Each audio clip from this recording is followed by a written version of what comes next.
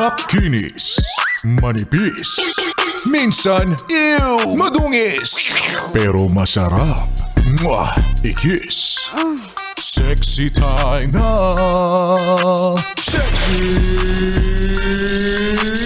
Mega! Oh, inaantok na naman yan. Nanlalata.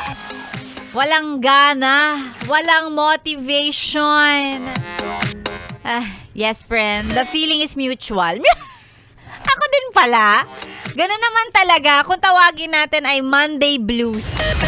Yung bang pag Lunes, talagang parang hindi mo alam kung saang kamay ng Diyos mo kukunin yung motivation kasi andun yung feeling na gusto mo pa matulog, kulang yung pahinga mo, hindi ka nakapagpahinga nung Sabado at Linggo, kaya ngayong Monday ang performance affected. Paano ba naman? Paano hindi mapapagod ng Lunes nung Sabado at Linggo? Anong ginawa? Imbis na matulog, sumali sa fun run. Imbis na magpahinga, nag-hiking. Kung saan-saan pumunta, naglamyerda. Na para bang, tapos ngayon, pagdating ng Monday, grabe, sakit ng katawan ko. Inaantok ako, puyat ako, ganyan. Wala.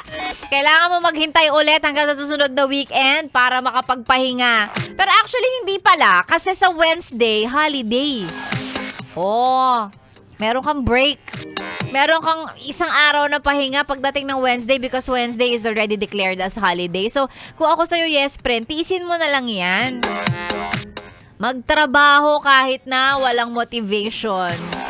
Pumasok kahit na tinatamad. At ngumiti kahit na nahihirapan. Tsaring ano daw?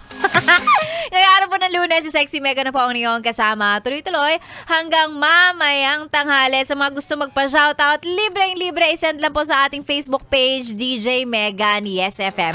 Humanap na mga bagay na magbibigay ng pampagana, ng motivation sa'yo ngayong araw ng Lunes.